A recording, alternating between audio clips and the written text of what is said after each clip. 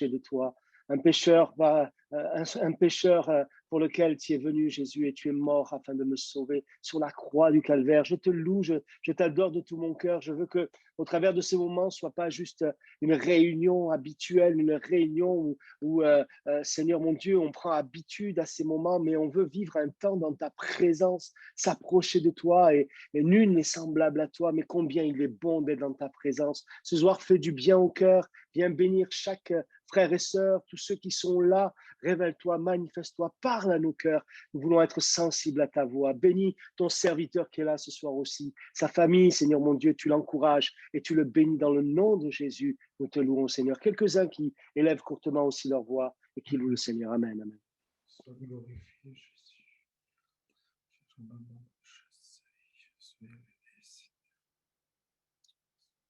Te bénissons, Seigneur, c'est vrai. Nous sommes heureux, Seigneur, de nous voir, de nous revoir, Seigneur, et de passer ces moments en ta présence, Seigneur, autour de ta parole, que tu vas bénir ton serviteur, que le Saint-Esprit vienne et remplisse nos vies.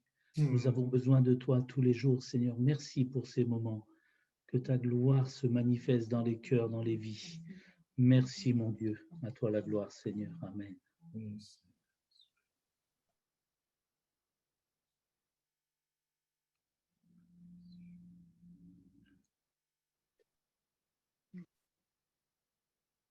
Seigneur Jésus, je veux te louer et te bénir. Quelle joie pour moi, je pense pour chacun de nous, de nous réunir en ta présence, à l'écoute de ta parole, Seigneur. Je veux te louer moi aussi, comme on dit ce chant, Seigneur, qui suis-je pour te donner, pu donner ta vie pour moi. À l'échelle de l'univers, je ne suis même pas une poussière, je suis moins que cela, Seigneur, et pourtant tu es venu pour moi. Je n'arrive pas à comprendre ton amour, Seigneur. Quelle grâce, Seigneur. Toi, le Dieu Tout-Puissant, tu as donné ta vie pour moi. Alléluia, gloire à toi. Merci pour cette réunion, que tu puisses te manifester puissamment dans nos vies ce soir, encore une fois, Seigneur, que tu puisses donner des réponses, que tu puisses donner éclairer quelqu'un, Seigneur, qui cherche un chemin, Seigneur, ici-bas. Tu vois, les conditions combien elles sont difficiles, que tu puisses renouveler, réconforter, nous équiper, Seigneur, au nom de Jésus, Seigneur. Amen.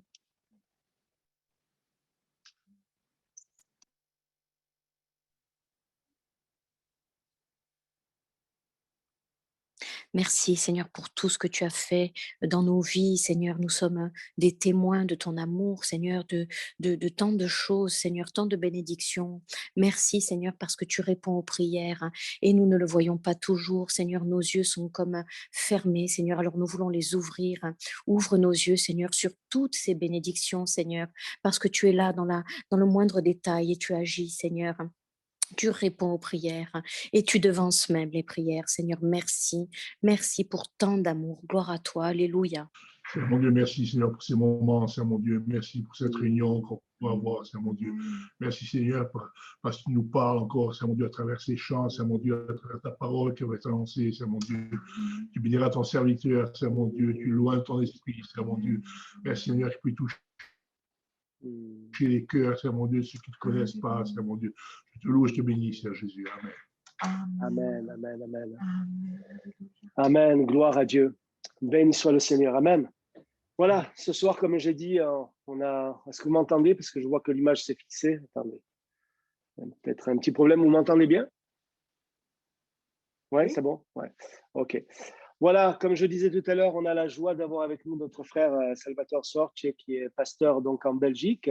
Il va nous dire le nom de la ville parce que j'ai peur de mal dire, de mal prononcer le nom. Il devait être avec nous dimanche prochain parce que à ce moment-là, quand on s'était mis d'accord, on était confinés. On s'est dit peut-être qu'on va être encore confinés, mais par la grâce de Dieu, on a pu recommencer les cultes depuis le dimanche de Pâques. Alors, je ne sais pas où tu en es, toi, Salvatore. Comment ça se passe pour vous en Belgique? Dis-nous un peu quelques mots aussi de ton témoignage, aussi de ton parcours. Les gens, pas tout le monde, il y en a quelques-uns qui te connaissent, parce que tu es venu nous faire de l'exhortation au groupe de louanges. Ça a été des moments bénis. Et là aussi, donc, nous dire un petit peu comment ça se passe pour les églises en Belgique. Est-ce que vous avez pu reprendre les cultes? Pas encore. Voilà. Si tu peux nous dire quelques mots. Donc, nous, on fonctionne toujours depuis, on va dire, le premier confinement où tout s'est arrêté. Ensuite, on a pu reprendre avec un nombre limité de personnes et en respectant les mesures de sécurité qui étaient les mesures de distance, de séparation. Et aujourd'hui, on est, on va dire, limité à 15 personnes à pouvoir se rassembler. Ah Donc, oui, d'accord. c'est très peu parce que bon, quand on retire l'équipe de louange et l'équipe technique pour la prise d'image, voilà, on est autour de 10 personnes déjà. Et donc, voilà, les membres de l'Église suivent à travers une prise d'image en live. On a un groupe Facebook fermé à l'Église. Et voilà, on aspire à de nouvelles mesures plus légères. Voilà, on en est là, quoi. Ouais, c'est pas évident là, parce que 15 personnes, c'est quand même beaucoup plus strict que chez nous. Hein. Ouais.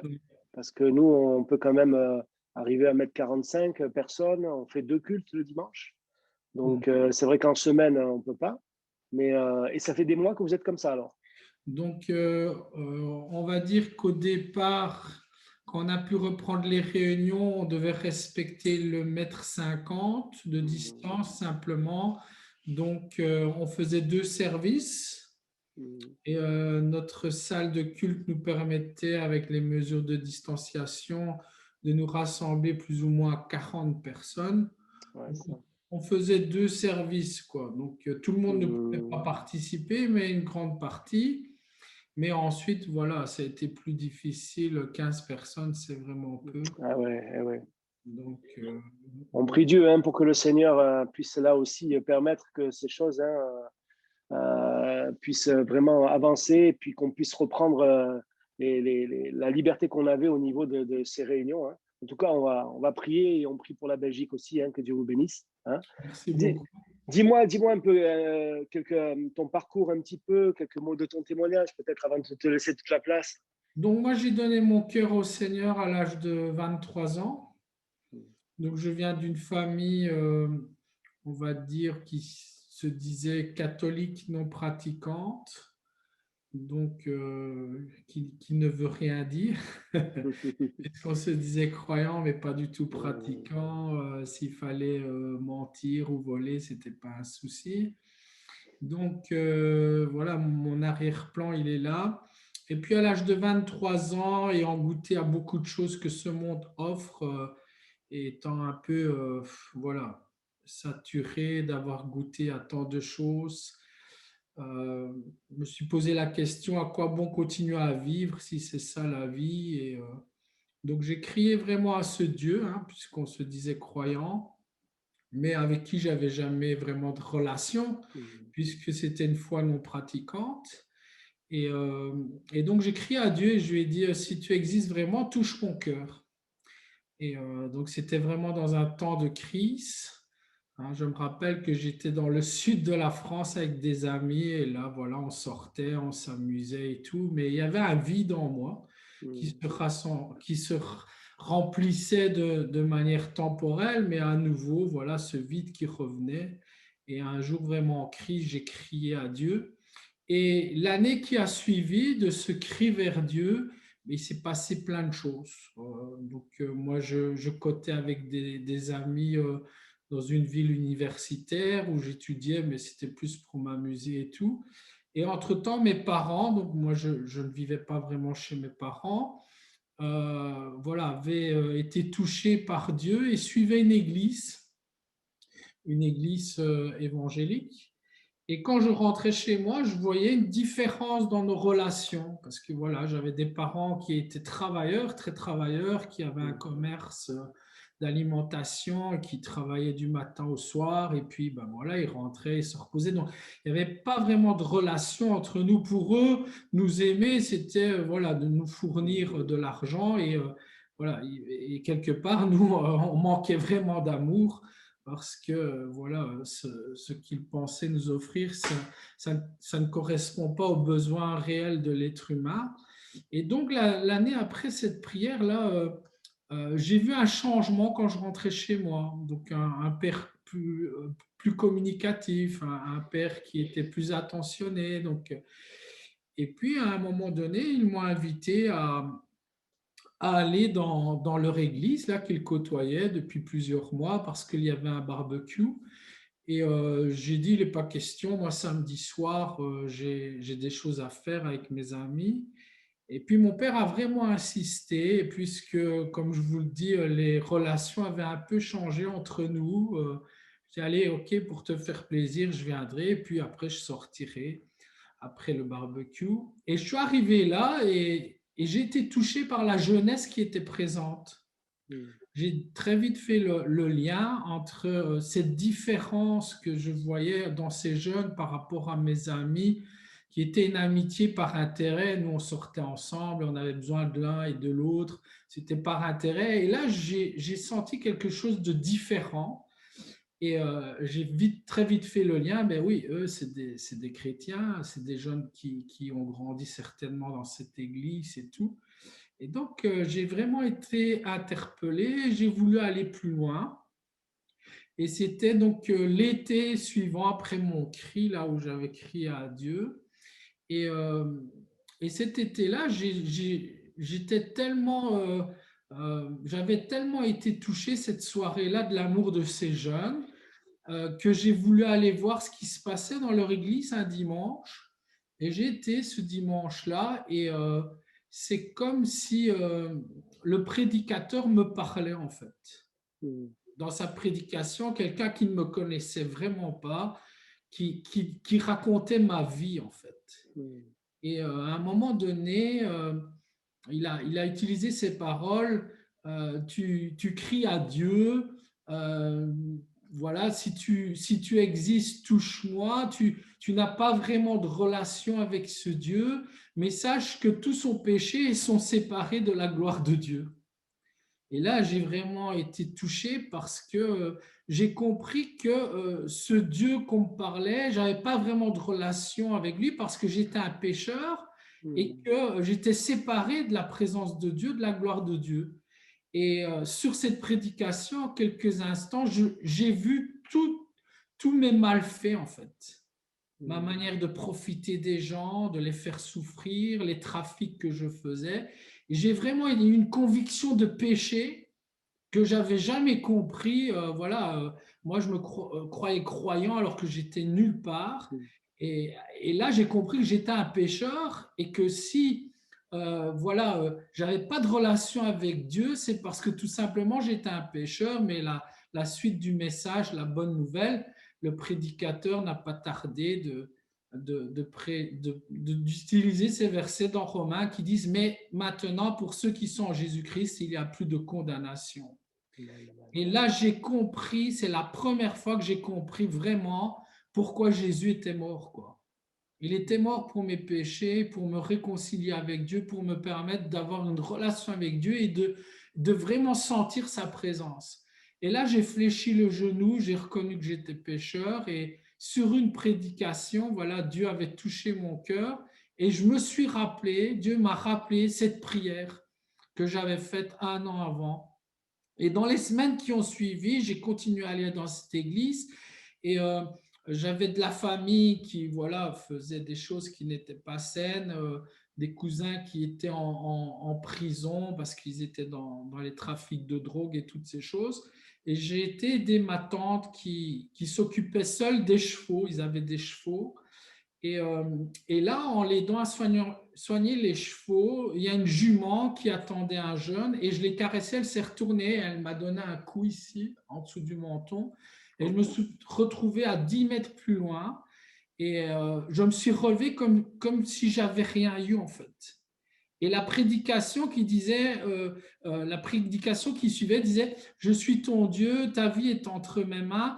Et j'ai vécu plein de choses comme ça. Un accident sur la route terrible avec une femme qui a été tuée devant moi. Les prédications qui suivaient, c'était vraiment tout ce que j'étais en train de vivre. Et Dieu était en train de se révéler dans mon cœur et plus que de la connaissance, plus qu'une religion, j'étais en train de vivre des faits réels. des faits réels. La Bible était vivante et voilà, Dieu était en train de toucher ma vie. Et donc, voilà, ça, c'était à l'âge de 23 ans. Aujourd'hui, j'ai 49 ans. Donc, après, il s'est passé des choses merveilleuses dans ma vie, des témoignages, j'en ai beaucoup. Donc, J'imagine. et voilà, j'ai grandi aussi, j'étais musicien, j'avais mis de côté la musique pour étudier. Et ensuite, voilà, j'ai repris la musique parce qu'à l'église, voilà, il y avait des chants et toutes ces choses. Puis le Seigneur m'a vraiment mis dans le cœur de reprendre la musique pour en faire une profession. Donc j'ai repris le conservatoire. Et puis là, le Seigneur a utilisé aussi ma sœur qui avait été inscrite pour le concours de l'Eurovision. Je ne sais pas si vous connaissez ce concours, l'Eurovision de la chanson. Et elle a représenté la Belgique. Et donc, sous les médias, nous, on était au début de notre conversion. Toutes les églises invitaient ma sœur pour avoir un peu de publicité, pour attirer les gens, puisqu'elle était connue au niveau national. Et là, je me suis retrouvé dans des salles pleines de gens pour évangéliser. Et donc là, j'ai eu vraiment à cœur de mieux connaître la Bible, pour mieux témoigner, pour prêcher la parole. C'est là que je suis retourné à l'école biblique et que j'ai été formé. Et voilà, année après année, le Seigneur m'a utilisé aussi dans l'enseignement de la parole. Et puis, j'ai eu l'appel pastoral. Donc, voilà un peu mon parcours. Eh ben, c'est mon parcours, hein. Gloire à Dieu. Hein. Merci Oui, Seigneur. gloire à Dieu. Le Seigneur fait de grandes choses. Gloire à Dieu. Voilà, que Dieu soit béni, mon frère. Hein. On te laisse toute la place. On est à l'écoute de ce message que Dieu a mis sur ton cœur. Hein. Et on est sensible, on ouvre nos oreilles et notre cœur. Voilà, le message que j'aimerais vous partager, que Dieu a mis sur mon cœur, c'est revêtons notre gilet de protection. Et j'aimerais commencer cette méditation avec ce verset que Paul donne à l'église de Thessalonique. Nous qui sommes du jour, pour tous les enfants de Dieu, nous sommes passés des ténèbres à la lumière de Dieu parce que, contrairement à ce monde, nos yeux ne sont pas fixés sur ce qui se passe autour de nous, mais sur Christ qui est la lumière. Et donc, nous sommes passés des ténèbres à la lumière.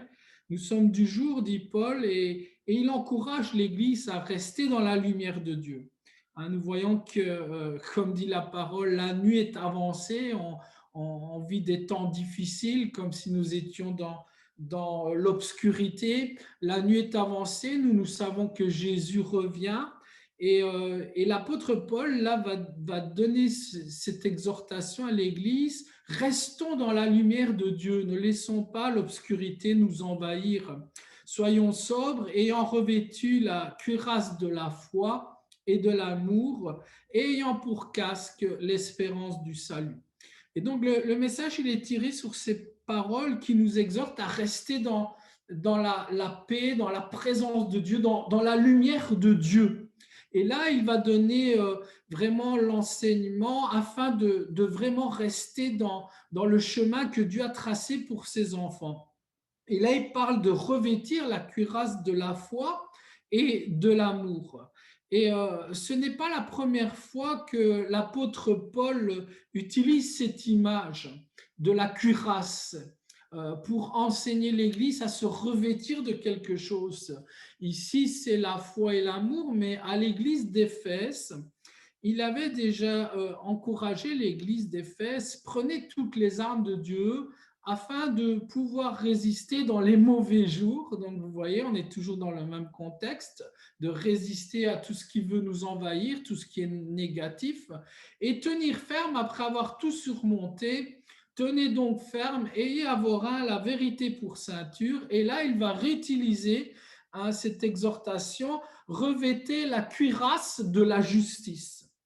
Donc, on voit cette exhortation de revêtir une cuirasse qui tantôt est nommée la cuirasse de la foi, tantôt nommée la cuirasse de l'amour, et là, ici, la cuirasse de la justice. Cette cuirasse, dans le terme qui est utilisé par l'apôtre Paul, c'est le terme en grec thorax. Et nous savons Hein, ce mot fait partie de notre vocabulaire et le terme thorax qui signifie poumon, protection des poumons, c'est bien le rôle de la cuirasse, c'est de protéger cette partie du corps qui produit le souffle. Et nous vivons justement des temps où nous faisons face à une épidémie, une pandémie, ou un petit virus qui vient détruire l'être humain en attaquant son système respiratoire. Et donc, la respiration, c'est quelque chose de très important. Et donc, le thorax, cette illustration, ce terme de cuirasse, est vraiment un terme utilisé, une illustration pour parler de protection. Le Seigneur veut nous protéger. Le Seigneur nous dit d'être sous ses ailes parce qu'il est le Très-Haut qui veut protéger ses enfants. Et là, son message ce soir pour nous, c'est de revêtir la cuirasse de la foi, de l'amour et de la justice. C'est trois choses très interpellantes. La parole, elle est puissante. Parce que ces trois choses que sont la foi, l'amour et la justice, ces trois choses qui forment l'homme et dont aussi qui par un manque de ces trois choses aussi ou une déformation de l'une de ces trois choses peut nous déformer aussi, nous détruire. Je m'explique, la foi, c'est les convictions et nous grandissons tous selon les convictions que nous avons reçues. Tout à l'heure, je vous parlais de mon arrière-plan catholique.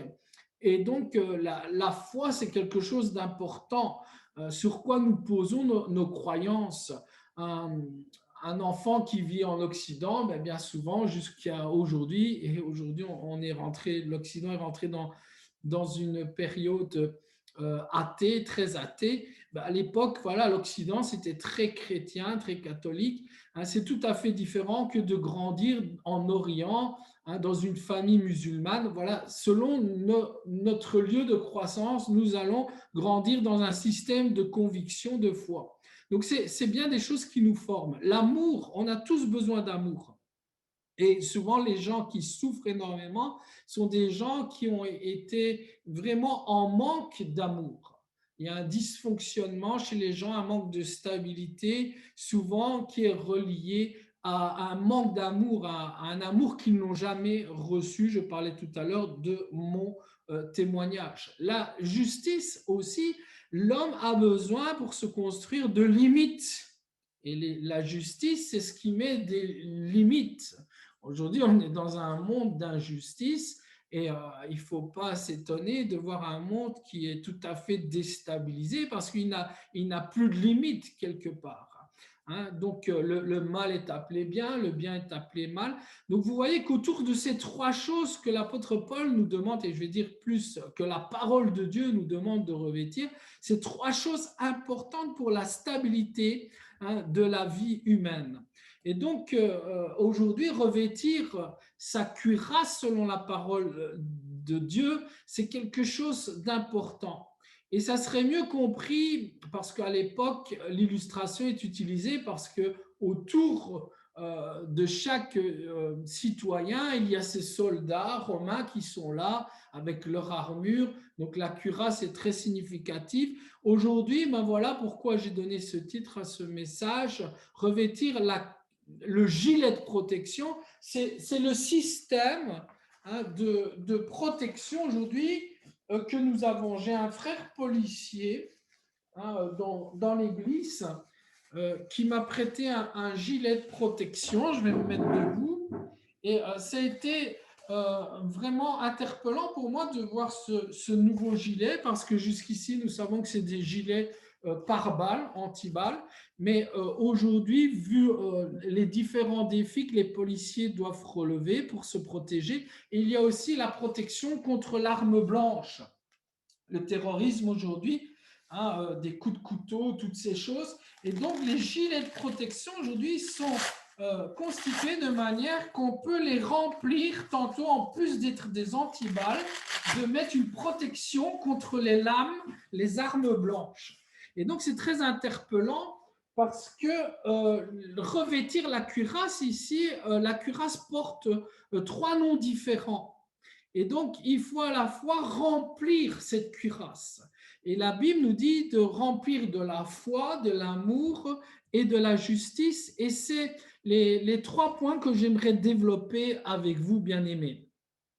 La cuirasse de la foi, la foi, comme je disais, c'est très important aujourd'hui pour nous chrétiens de ne jamais oublier que nous avons un grand Dieu.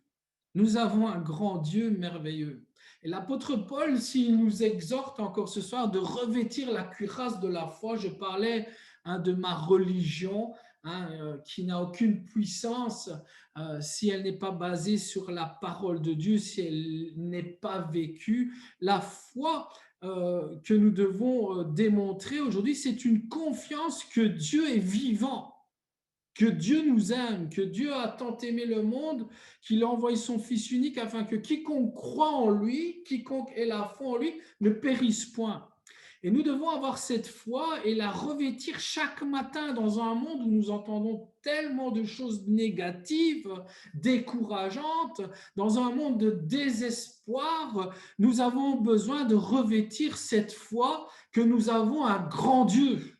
L'apôtre Paul disait, je sais en qui j'ai cru. Je sais que mon Dieu est vivant, qu'il m'a promis d'être avec moi. Et là, il dira, alors, si Dieu est pour nous, qui sera contre nous?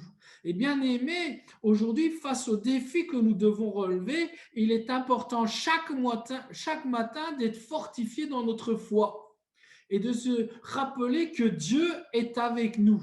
Et la cuirasse de la foi, celle que nous devons revêtir, est ce qui nous protège du doute. L'ennemi viendra toujours nous faire douter que Dieu n'est pas là. Mais la cuirasse aussi doit être quelque chose de visible, c'est quelque chose externe. On doit aussi témoigner de notre foi, bien-aimés.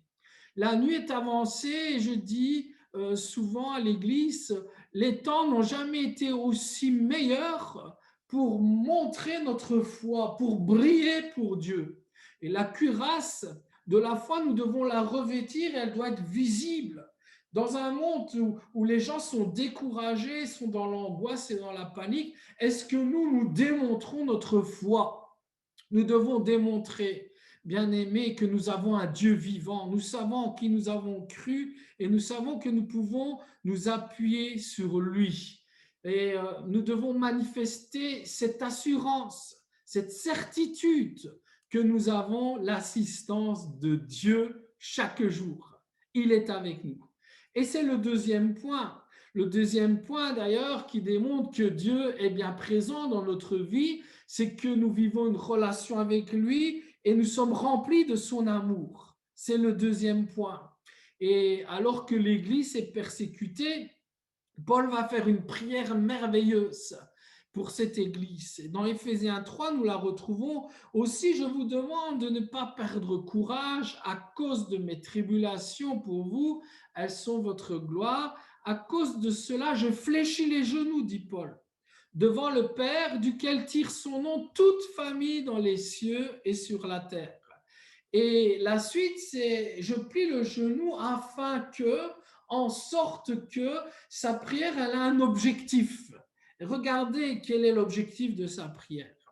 Afin qu'il vous donne, selon la richesse de sa gloire, d'être puissamment fortifié par son esprit dans l'homme intérieur, en sorte que Christ habite dans vos cœurs par la foi c'est le premier point, et la suite, afin qu'étant enraciné et fondé dans l'amour, vous puissiez comprendre avec tous les saints quelle est la largeur, la longueur, la profondeur et la hauteur, et connaître l'amour de Christ qui surpasse toute connaissance, en sorte que vous soyez remplis jusqu'à toute la plénitude de Dieu. C'est vraiment, s'il s'agit de revêtir cette cuirasse de la foi, c'est de revêtir également tout l'amour, cette conviction que Dieu nous aime. Je parlais dans mon témoignage que j'avais un vide dans mon cœur.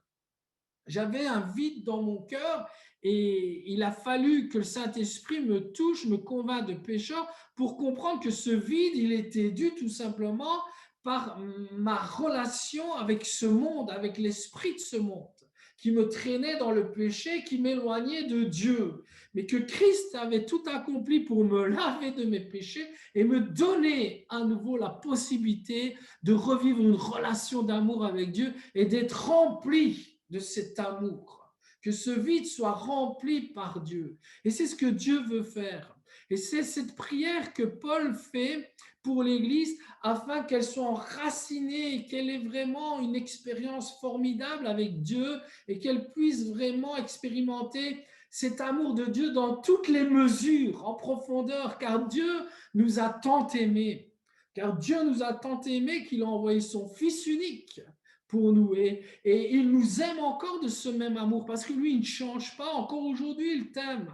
Encore aujourd'hui, il veut te pardonner de tes péchés. Encore aujourd'hui, il veut habiter avec toi. Il veut habiter dans ton cœur. Encore aujourd'hui, il œuvre pour te faire sentir tout l'amour qu'il a pour toi. Et ce soir encore, nous pouvons dire par le sang de Jésus, Seigneur, nous te louons et nous te bénissons parce que par ton sang, tu es venu nous laver de ce qui nous séparait de toi et nous pouvons être réconciliés avec toi et revêtir cette cuirasse de l'amour que nous avons besoin. Nous avons une confiance que Dieu est avec nous et que Dieu prendra soin de nous. La conclusion de cette prière, d'ailleurs, Paul va dire « Or à celui qui peut faire, par la puissance qui agit en nous, infiniment au-delà de tout ce que nous demandons ou pensons. » Il est en train de rappeler que Dieu est le Dieu de l'impossible, celui qui peut tout. À lui soit la gloire dans l'Église et en Jésus-Christ dans toutes les générations, au siècle des siècles. Amen. Il va louer le Seigneur. Il va vraiment élever ce Dieu merveilleux qui a démontré à la croix combien il nous aimait et combien il veut être chaque jour à nos côtés et que nous pouvons compter sur lui. Et dans l'importance de revêtir cet amour, tout l'enseignement de Christ est centré sur l'amour, de vivre cet amour que ce monde ne connaît pas, mais nous, enfants de Dieu, on peut le connaître. Et d'ailleurs, tout le message de l'évangile lui-même est centré sur ce message d'amour, car la mesure de comparaison, selon Dieu, n'est pas pour l'Église selon le nombre de miracles que les membres de l'Église font, mais Dieu, ce qui l'impressionne vraiment, ce n'est pas nos activités, mais c'est notre manière d'aimer. C'est l'amour que nous avons en nous et que nous sommes capables de partager. D'ailleurs, Jésus lui-même va dire « Ils connaîtront, en parlant de ce monde, que vous êtes mes disciples par l'amour que vous avez les uns envers les autres. » Et toute la vie du chrétien doit être basée sur cette relation avec Dieu, cette relation forte, tellement forte que nous débordons de cet amour. Dans le même auteur, Jean, dans sa première épître, dira, lui qui a dit à ceux-ci, ils connaîtront que vous êtes mes disciples, il dira, celui qui aime son frère demeure dans la lumière et aucune occasion de chute n'est en lui. Là, il parle de chute. Si on parle de protection, regardez, c'est lié aussi à cette relation que nous avons avec Dieu, cette capacité d'aimer. Hein, celui qui aime son frère demeure dans la lumière et aucune occasion de chute n'est en lui. Il dira aussi, nous savons que nous sommes passés de la mort à la vie parce que nous aimons les frères. Celui qui n'aime pas demeure dans l'amour, dans la mort, pardon. Bien aimé, il est important de revêtir Christ. C'était la prière de Paul. Ça doit être notre référence, Jésus. Ça doit être notre modèle. Et nous devons le revêtir chaque matin, lui dire, Seigneur, viens, fortifie-moi, viens changer en moi ce qui est négatif, ce qui est obscur. Seigneur, viens, remplis-moi de toi, remplis-moi de ton amour. Tous les auteurs choisis par l'Esprit pour écrire le Nouveau Testament vont écrire à une église et ils vont rappeler que l'enfant de Dieu est quelqu'un qui doit manifester cet amour. L'apôtre Pierre dira, dans sa première épître, ayant purifié vos âmes en obéissant à la vérité pour avoir un amour fraternel sincère. Aimez-vous ardemment les uns les autres de tout votre cœur. Aimez-vous ardemment. C'est quelque chose que nous devons apprendre à faire. Et comment nous allons apprendre à aimer? C'est en apprenant à marcher avec Christ. C'est en revêtant cette cuirasse de l'amour. C'est en revêtant Christ. La cuirasse de l'amour est contraire à la carapace que ce monde nous pousse de porter, de nous enfermer sur nous-mêmes, de nous protéger des autres. Non, nous devons nous donner. C'est un amour qui pardonne. C'est un amour qui permet d'être libéré des choses qui veulent nous renfermer, nous lier. Être libéré. D'ailleurs, il est dit par Paul aussi que l'amour de Dieu bannit la peur. Et aujourd'hui, le monde est dans la panique face à ce qui se passe. Et l'amour de Dieu bannit la peur, parce que si nous vivons vraiment une relation avec Dieu, si nous sentons vraiment que Dieu est avec nous, nous sommes libérés de toute peur. C'est un Dieu merveilleux, c'est lui qui tient nos vies dans ses mains, c'est lui qui donne la vie, c'est lui qui la reprend. J'arrive au troisième et dernier point de ce message, c'est la troisième chose que la parole nous exhorte de revêtir, c'est la justice. Dieu est un Dieu de justice et il nous appelle à marcher dans sa justice.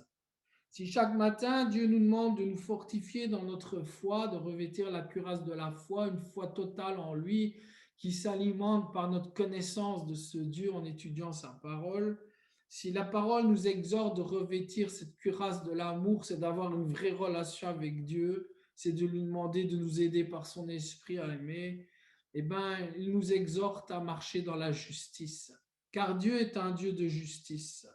C'est une béatitude, marcher dans la justice de Dieu. Dans Matthieu 5, verset 6, Jésus va dire « Heureux ceux qui ont faim et soif de la justice, car ils seront rassasiés. » C'est la première chose à quoi Dieu nous appelle, c'est de marcher dans sa justice. Car le royaume de Dieu, ce n'est pas le manger et le boire, dit la parole de Dieu, mais la justice, la paix et la joie par le Saint-Esprit. Nos œuvres, nos paroles, bien-aimés, doivent être justes chaque jour. Comment marcher dans la justice de Dieu si le diable arrive à nous égarer chaque jour?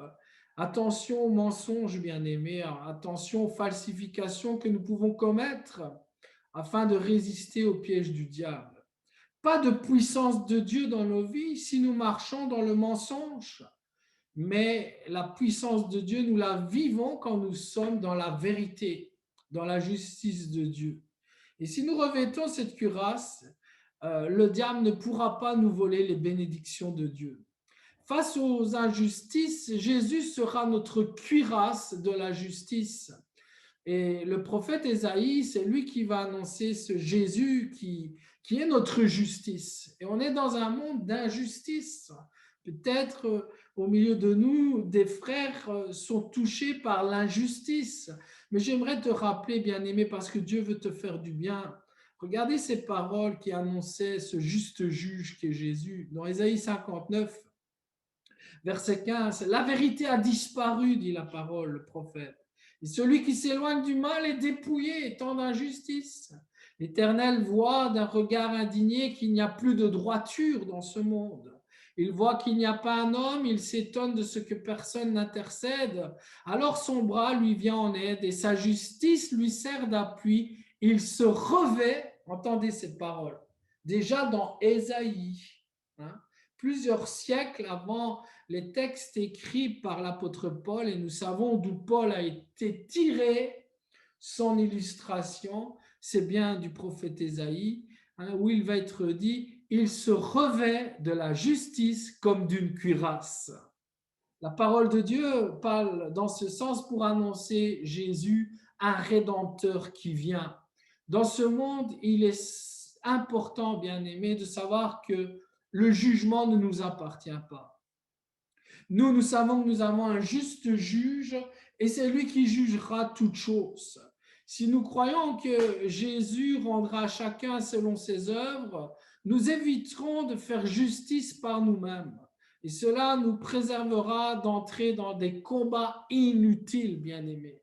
Nous devons faire un combat. La parole nomme ce combat le bon combat, c'est celui de la foi. C'est le premier point ce matin. Revêtons la foi, que nous avons un Dieu grand qui sait rendre à chacun selon ses œuvres. Ne rentrons pas dans des conflits inutiles parce que nous nous fatiguons à vouloir rendre justice. Ici, nous avons vu ces derniers temps un super journaliste sportif qui, malheureusement, il a voulu se faire vengeance par rapport à une de ses copines qui avait des problèmes avec des gars. Il a envoyé d'autres gars faire justice. Et là, aujourd'hui, il est sous les feux des médias. Il a été jugé, il risque la prison, il a perdu son travail dans des chaînes très connues où il était rédacteur sportif et il témoigne aujourd'hui, il dit « j'ai perdu ma dignité ». Lui-même qui dit « j'ai perdu ma dignité, je regrette ce que j'ai fait ». Il a voulu se faire justice. Bien-aimé, nous avons un juste juge et il saura rendre à chacun selon ses œuvres. Dieu nous demande tout simplement de marcher dans sa justice. David, qui a vécu des problèmes avec Saül, qui le persécutait, aura l'occasion de se venger, mais il ne va pas toucher cet homme. Il dira loin de moi de toucher cet homme. Et lui aussi, avec les mauvaises actions de ses enfants, il va avoir des gros problèmes avec le peuple. Mais une chose est importante, dans 1 Samuel 36, il est dit « David fut dans une grande angoisse, car le peuple parlait de le lapider, parce que tous avaient de l'amertume dans l'âme, chacun à cause de ses fils et de ses filles. Mais David reprit courage en s'appuyant sur l'Éternel, son Dieu. » Bien-aimés, appuyons-nous sur l'Éternel, notre Dieu. Ne soyons pas étonnés des accusations dont nous pourrions être l'objet à tort et à travers le peuple de Dieu.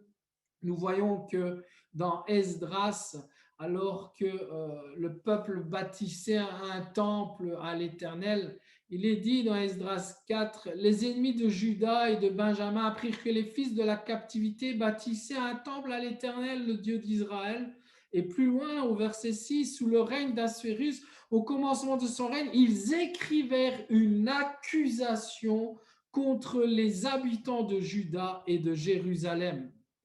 Vous voyez, ça c'est l'œuvre de l'ennemi, de nous accuser, l'injustice. Et le terme accusation ici en hébreu, c'est le mot sitna. D'ailleurs, c'est un mot, une racine de ce terme Satan, qui est l'adversaire. C'est sa spécialité, c'est de nous accuser, l'accusateur, celui qui nous fait vivre des injustices. Mais n'oublions pas que l'ennemi n'aura pas le dernier mot. Dans Apocalypse, chapitre 12, il est dit « Et j'entendis dans le ciel une voix forte qui disait « Maintenant le salut est arrivé, et la puissance et le règne de notre Dieu et l'autorité de son Christ, car il a été précipité l'accusateur de nos frères, celui qui les accusait devant notre Dieu jour et nuit. » Et oui, le diable veut nous arrêter, bien-aimés, mais nous voulons continuer à marcher dans la lumière de Dieu et nous savons que les œuvres de l'ennemi n'ont pas changé, mais ce soir, le Seigneur nous rappelle le chemin à suivre pour être plus que vainqueur, de revêtir ce gilet de protection qui est cette cuirasse, qui est la foi en Dieu, une foi qui vient se fortifier. Aspirons à fortifier notre foi chaque jour. Et la foi vient de ce qu'on entend, dit Paul, et ce qu'on entend vient de la parole de Dieu. On entend tellement de choses aujourd'hui. Et même au niveau de ce qu'on entend qui a une étiquette chrétienne, faisons attention aux messages que nous entendons sur Internet. Parce que la foi, c'est la foi qui est alimentée par une saine doctrine, la parole saine qui vient vraiment de l'Évangile.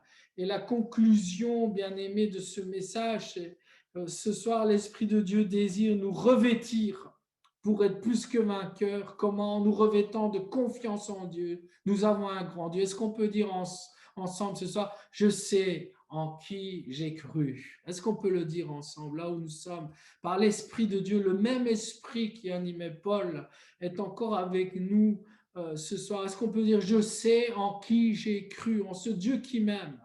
Un revêton de confiance, d'amour et de justice, c'est ce qu'il désire et il est fidèle, notre Dieu, pour accomplir ce qu'il veut pour nos vies.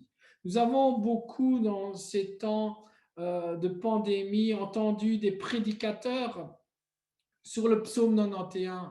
Et je vais vous relire le psaume 91, bien-aimé, alors que j'arrive à la fin de cette exhortation. Le psalmiste dit au verset 2, « Je dis à l'Éternel, mon refuge et ma forteresse, mon Dieu en qui je me confie. » Vous voyez la foi. « Car c'est lui qui te délivre du filet de l'oiseleur, de la peste et de ses ravages.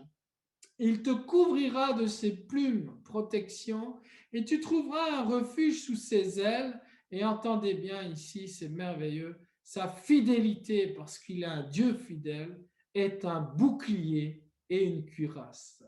Bien-aimés, si nous restons fidèles au commandement de Dieu, Dieu nous assure sa fidélité. Et ce soir, la parole de Dieu nous a révélé l'importance de prendre cette cuirasse. Une arme définie et à pratiquer et à utiliser dans chacun de nos combats spirituels.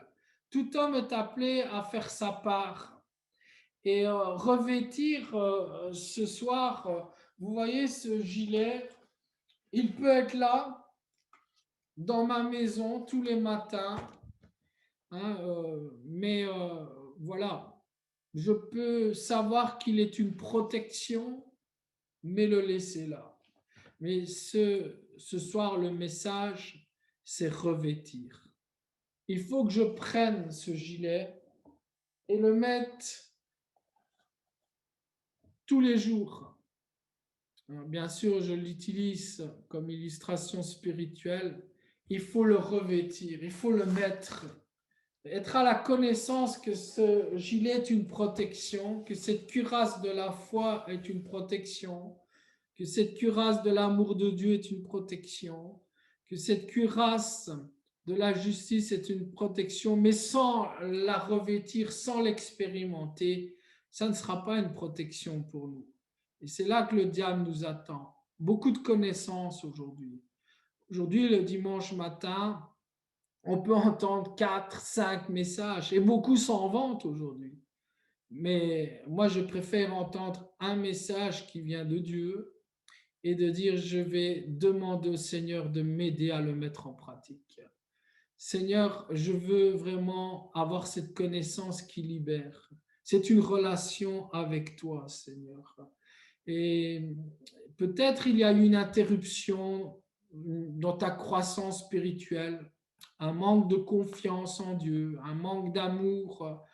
Le diable a réussi par les circonstances, les situations que tu traverses, de te refroidir dans ton amour. Ben, ce soir, sache que le Saint-Esprit te parle parce qu'il veut te revêtir à nouveau, pour que tu sois plus que vainqueur. Et le Seigneur ne veut pas que tu t'arrêtes dans ta marche. Il veut te voir grandir, toujours t'affermir plus fort et te dire qu'il sera toujours un abri, qu'il sera toujours ta protection si tu restes sous ses ailes, obéissant à sa parole. Est-ce que ce soir, bien-aimés, nous voulons revêtir cette cuirasse? Est-ce que nous voulons dire, Seigneur, fais-moi grandir dans ma connaissance de ta parole, de qui tu es, afin que ma confiance en toi grandisse, Seigneur. Fortifie ma foi, Seigneur. Seigneur, apprends-moi à aimer. Sois la référence, le modèle d'amour, Seigneur. Pas d'aimer comme on m'aime, comme mes parents m'aiment, mais d'apprendre à aimer comme toi tu m'aimes, comme Christ a aimé l'Église. Apprends-moi à aimer l'Église malgré tout ce qu'on lui a fait, Seigneur. Seigneur, donne-moi les sentiments qui étaient en Jésus-Christ et donne-moi par ton esprit la possibilité de marcher dans la justice de Dieu. Seigneur, en sachant que tu restes le juste juge et qu'un jour tu rendras chacun selon ses œuvres. Si vous permettez, j'aimerais maintenant pour prier, de prier pour chacun de vous qui avez reçu ce message de la parole de Dieu, hein, qu'on puisse prier ensemble. Sois béni, mon Jésus. Seigneur, merci, Père, pour tout ce que tu as accompli à la croix, Seigneur. Ce n'était pas pour nous donner la possibilité, Seigneur, de faire partie, Seigneur, d'adhérer à une religion, Seigneur, à une philosophie, Seigneur, mais ce que tu as accompli à la croix, c'est pour pouvoir marcher avec nous, pour pouvoir nous rappeler que tu nous as créés, que tu nous as voulu sur cette terre, afin qu'on puisse marcher à tes côtés, apprendre à te connaître, qu'on puisse te contempler, Seigneur. Seigneur, qu'on puisse vraiment s'épanouir dans cette vie que tu nous accordes chaque jour, malgré les circonstances, Seigneur. Nous accorder ce bonheur, Seigneur, qui ne dépend pas des circonstances, Seigneur, mais tout simplement, Seigneur, d'une vie, Seigneur, attachée à toi. Seigneur, je te loue et je te bénis pour tout ce que tu as accompli à Golgotha, Seigneur. Je te loue, Seigneur, mais je veux aussi te bénir pour ce que tu accomplis encore aujourd'hui dans ton Église. Tu as promis que tu bâtirais ton Église, que tu l'édifierais, que tu seras avec elle chaque jour. Et Seigneur, je veux te louer parce que ce soir, tu es encore avec nous, avec l'Église d'Ajaccio, Seigneur, avec chaque membre qui s'est mis à part, qui veut recevoir ta parole, Seigneur, qui veut recevoir tes directives. Nous voulons être reconnaissants ce soir parce que tu es vivant, tu es là et tu nous parles. Tu nous rappelles que tu es un Dieu qui veille sur nos vies et que personne ne pourra nous arracher du creux de ta main, Seigneur, car c'est toi qui as donné le nombre de jours qui nous a accordé si bas, que tu es souverain, que tu es au contrôle de toutes choses, Seigneur, et que personne ne peut toucher un seul de nos cheveux si tu ne le permets. Nous te louons, nous te bénissons encore ce soir, car tu veux nous rappeler combien tu nous aimes, Seigneur. Je loue ton saint nom. Nous te louons, nous te bénissons, car tu nous as dit que tu es le chemin, la vérité et la vie, et tu nous montres encore le chemin à suivre. Je loue ton saint nom, parce que ce soir encore, tu as consolé des cœurs. Tu restaures, tu relèves aussi celui qui est tombé ce soir. Je loue ton saint nom. Merci pour ton Église, Seigneur. Sois loué, Jésus. Je te remets encore l'Église d'Ajaccio. Je te remets le pasteur Trapani devant toi et sa famille.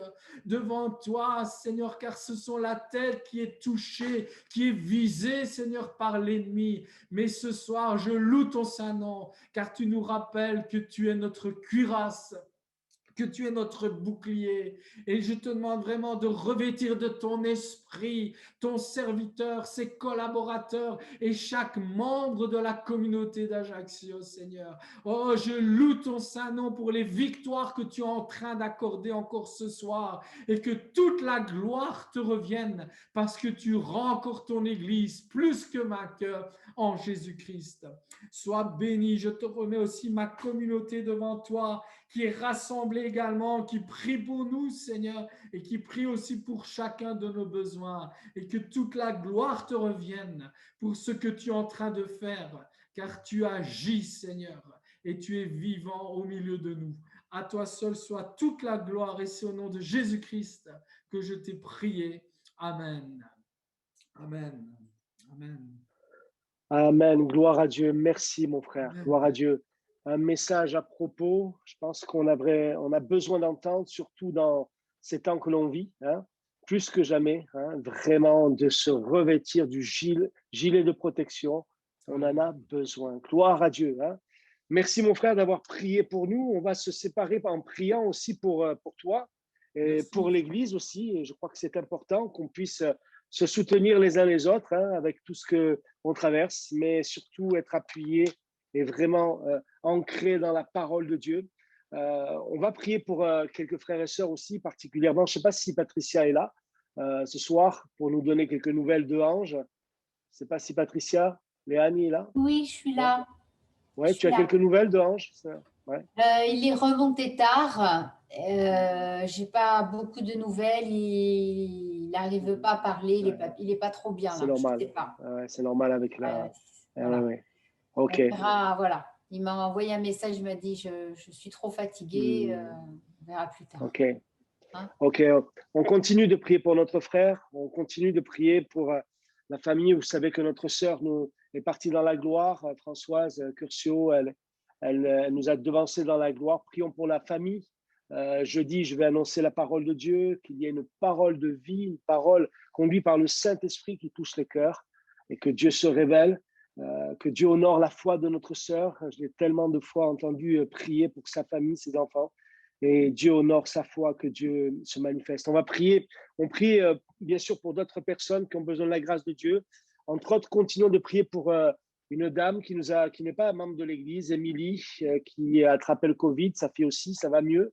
Mais c'est la maman qui est âgée, qui a passé une très mauvaise nuit la nuit dernière. On prie pour que Dieu pose sa main. Soit un témoignage pour elle, pour cette famille, que Dieu se révèle dans leur vie et que Dieu agisse. Amen. Je voudrais aussi qu'on puisse prier également. C'est un sujet de prière. Valérie, peut-être tu veux dire 2 mots sur ce que tu as à cœur de partager. Oui, voilà. Valérie. Oui, ok. C'est en fait suite au culte, quand on a été à Corté, j'ai vraiment ressenti que voilà, l'église de Corté, elle avait besoin de nos prières. Voilà, que comme si c'était un petit troupeau d'agneaux, en fait, hein, de petites brebis qui ont vraiment besoin de notre assistante et de notre soutien dans la prière. Donc voilà, je voulais vous partager ça et j'aimerais que les sœurs de l'Église, puisqu'on n'a pas repris nos réunions de sœurs, mais je voudrais que les sœurs de l'Église, on s'engage à prier pour l'Église de Corté. Donc je vais vous faire parvenir des sujets bien précis, hein, avec le nom de toutes les personnes, parce qu'il faut qu'on soit précis dans la prière, je crois. Et donc j'aimerais donc c'est pas, si vous êtes intéressés, donc on va prendre 2 créneaux. J'aimerais qu'on commence à partir de jeudi cette semaine pour 3 semaines, pour 21 jours. On va prier le matin, une demi-heure, c'est des créneaux d'une demi-heure, le matin à partir de 6h jusqu'à 6h30. Et ceux qui ne peuvent pas peuvent prier le soir à 18h, juste de 18h à 18h30, 2 créneaux horaires. Hein. Voilà, donc on va peut-être faire un groupe WhatsApp sur rien que pour ça. Voilà, et donc les sœurs qui sont intéressées, bon, les frères, hein, vous avez le droit de prier aussi, mais là c'est vraiment quelque chose qu'on veut faire entre nous, hein, parce que je crois que le Seigneur voilà, veut se glorifier. Et donc vous vous inscrivez auprès de Patricia Léane, vous vous faites connaître, et après comme ça, moi je vous enverrai donc la liste précise, hein, voilà, de tous les cas, voilà, parce qu'ils ont vraiment besoin. C'est tous des nouveaux, enfin le peu qui sont là, il y en a beaucoup, c'est des nouveaux convertis, ils sont attaqués dans leur foi. Bon, enfin voilà, c'est assez compliqué. Nous on est là, on est plus mature, et vraiment j'ai ressenti ça sur mon cœur, qu'ils avaient vraiment besoin de nos prières. Ils sont isolés, ils sont fragiles. Voilà, et prier aussi pour les étudiants. Il y avait des étudiants, donc vraiment il y a un travail qui doit se faire là aussi, et voilà. Donc merci de partager ce fardeau, et je suis sûre qu'on va voir la gloire de Dieu, j'en suis persuadée. Voilà, merci. Voilà, merci Valérie. Voilà, c'est quelque chose qu'elle est revenue avec ce fardeau sur son cœur. On prie pour Corté. Vous priez chaque semaine, je le sais. Mais je pense que voilà, c'est quelque chose qu'elle a eu sur son cœur. On le partage, il n'y a aucune obligation des sœurs. Si vous voulez vous joindre à ce temps de prière, je pense que ça sera une bonne chose. En tout cas, voilà, on sait que l'implantation d'une église est un long combat, mais quand on prend toutes les armes de Dieu et qu'on les utilise, je crois que c'est bon. Et la prière, ça en fait partie. Et je crois qu'elle est efficace, cette arme. Amen. Alors, je voudrais qu'on termine ce moment dans la prière. Je voudrais qu'on prie pour notre frère. Un grand merci, Salvatore, pour ce message que tu nous as apporté, mon frère. Transmets à l'Église vraiment nos salutations, que Dieu vous bénisse. On va prier pour la Belgique aussi, et que vraiment le Seigneur puisse vous libérer là dans les cultes pour pouvoir accueillir assez rapidement plus de monde, et que Dieu vous encourage. Et il le fait, je le sais, mais qu'il continue aussi.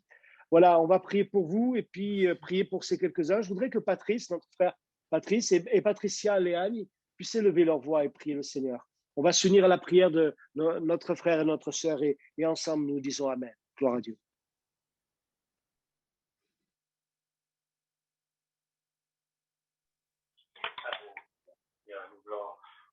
remercier pour ces moments, Seigneur, pour cette parole qui a été annoncée, Seigneur. Je veux te bénir, Seigneur, parce que tu es ce Dieu qui sonde les cœurs, Seigneur. Tu es ce Dieu qui parle encore dans nos cœurs, Seigneur Jésus. Je veux te louer, Seigneur. Merci pour ton serviteur, Seigneur. Tu vas le bénir encore, Seigneur, dans son ministère, Seigneur. Tu vas encourager, Seigneur. Tu connais ses besoins, tu connais son église, Seigneur. Ce soir, tous ensemble, Seigneur, va te confier ce frère et son assemblée, Seigneur Jésus, afin qu'il soit aussi béni, Seigneur, qu'il soit encouragé malgré ces temps difficiles que nous passons, Seigneur Jésus. Quoi, Seigneur Jésus, toi, tu es encore là pour soutenir, Seigneur, ton église, Seigneur. Tu es encore là pour nous porter. Merci encore de nous aider à prendre la protection que tu nous donnes, Seigneur, par le Saint-Esprit, Seigneur. Nous voulons la revêtir, Seigneur Jésus. Nous ne voulons pas la laisser de côté, bien au contraire, Seigneur. Nous voulons être revêtus, Seigneur, de cette cuirasse, Seigneur, que tu nous donnes au travers de ta parole, de ton Saint-Esprit. De ton nom, Amen. C'est vrai, Seigneur, que nous te remercions, Seigneur, pour cette parole encore, cette parole qui est la vérité, Seigneur, qui nous a encore été transmise, Seigneur, de ta part, par l'intermédiaire de ton serviteur. Seigneur, merci de ce rappel, Seigneur, pour certains, et de cette découverte pour d'autres, que tu es notre bouclier, que nous devons, c'est vrai, Seigneur, avoir cette cuirasse, Seigneur, de justice, la revêtir chaque jour, la foi, l'amour. Merci, Seigneur, encore pour ces moments que nous avons passés dans ta présence. Te confions, c'est vrai, nos bien-aimés, et particulier la famille de notre sœur, Seigneur, qui est partie te rejoindre, Seigneur. Nous te remercions pour toute cette famille afin que tu touches leur cœur. Merci de bénir notre frère, Seigneur, qui a annoncé ta parole. Merci de le oindre de ton esprit. Il a été tellement bénissant, Seigneur, pour nous ce soir, Seigneur, et que cette bénédiction revienne sur lui ainsi que toute sa famille et toute sa communauté. Merci, Seigneur, pour ce que tu vas faire, Seigneur, encore dans les jours à venir. Nous retenons encore ce soir que, Seigneur, c'est toi qui auras le dernier mot. Tu auras le dernier mot, Seigneur. Alors, c'est avec confiance grandement que nous te confions toutes nos vies et toutes les vies de nos bien-aimés. À toi soit la gloire, Seigneur. Amen. Amen. Gloire à Dieu, Amen. Voilà, disons Amen à la prière de notre frère, de notre sœur. Que Dieu vous bénisse, frères et sœurs. Salvatore, que Dieu te bénisse, mon frère. À bientôt. Hein. Et Et bonne soirée à puis, tous. voilà, ciao, ciao. À bientôt.